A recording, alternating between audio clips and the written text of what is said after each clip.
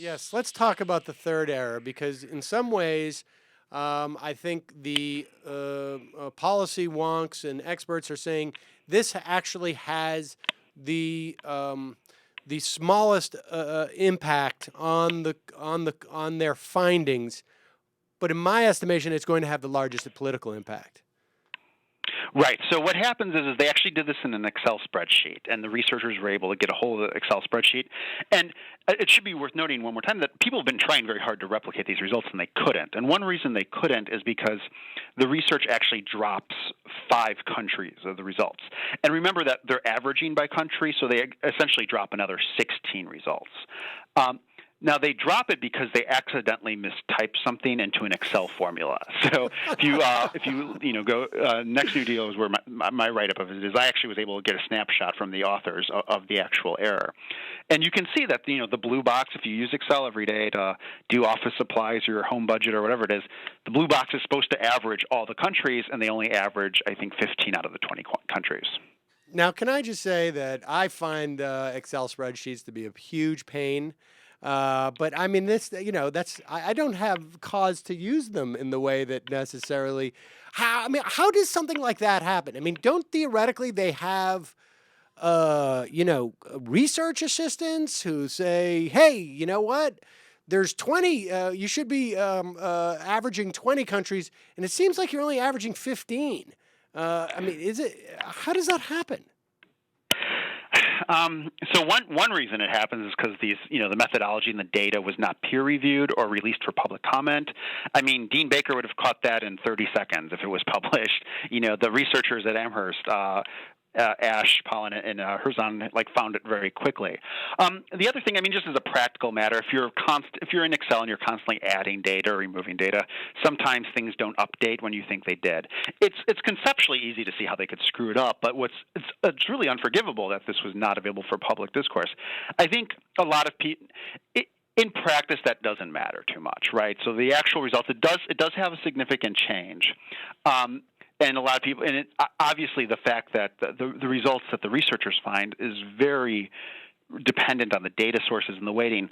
But I think it's important to emphasize, this argument has justified 30% unemployment in Spain. It's justified the sequestration, which is leading to Medicare cuts. It's justified a grand bargain by President Obama that's going to slash Social Security for elderly widows. It's the intellectual foundation for some really terrible stuff in the world. And the fact that when you really look at it, it's just goofy, the kind of stupid mistakes that were made. I think people should really understand what the clay feet, the kind of emperor has no clothes of this austerity movement. Yeah, what's fascinating to me about this is that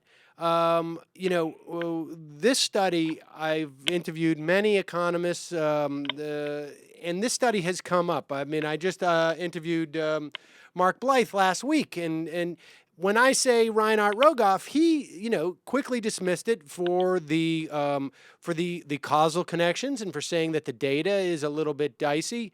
There seems to have been, I mentioned this to Bill Black the other day before this stuff came out. He had the same response. There has been a consistent, Krugman has been out there for some time. Obviously, Dean Baker. This.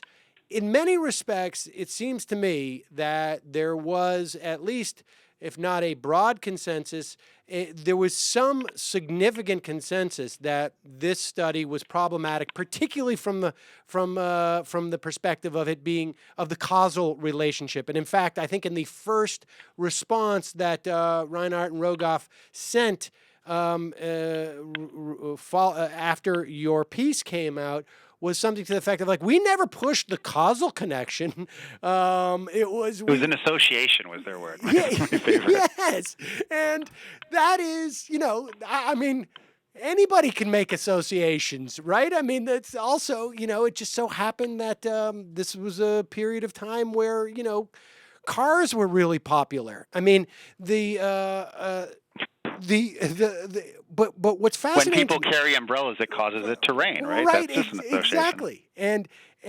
But what's fascinating to me about this is that it is the Excel spreadsheet mistake, I think, despite the fact that represents, in terms of the actual computations, a relatively minor problem for their computations, it seems like that's going to be the thing that actually has the most political currency. Well, I think the fact that, well, it's tough to tell what's going to travel with people. I think to general readers, I think there's something comical about it, but I think there's also kind of evidence of sloppiness, something that was not caught.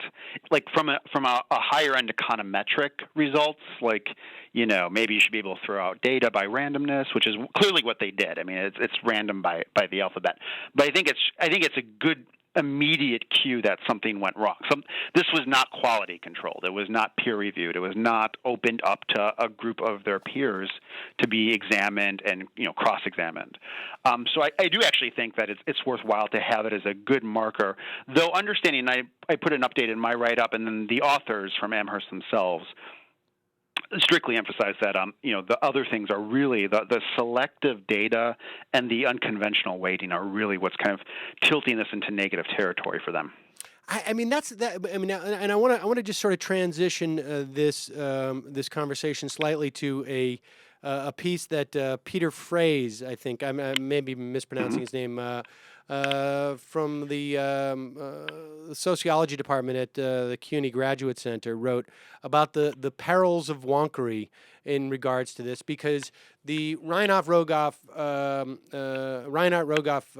study sort of traveled a lot through the sort of wonk journalist osphere, if you will, and in many respects, just when you present the findings of this piece and say, on the other hand, there are some people like Paul Krugman or Dean Baker who say the causal implications of this are a little bit off. He criticizes them for I guess something that we've mentioned on this program, that there's a hidden ideology there in this type of journalism, and I think this aspect of it with the Excel spreadsheet sort of brings that out, because it just seems to me that you will never see on television, or you will never see in the debates that take place where the rubber meets the road, where if Paul Krugman sits down with Paul Ryan and debates Rogoff Rhienhart yesterday, or 2 days ago, it gets into the weeds and people lose sight of it. If he says they couldn't even get an Excel spreadsheet to work, the conversation's over.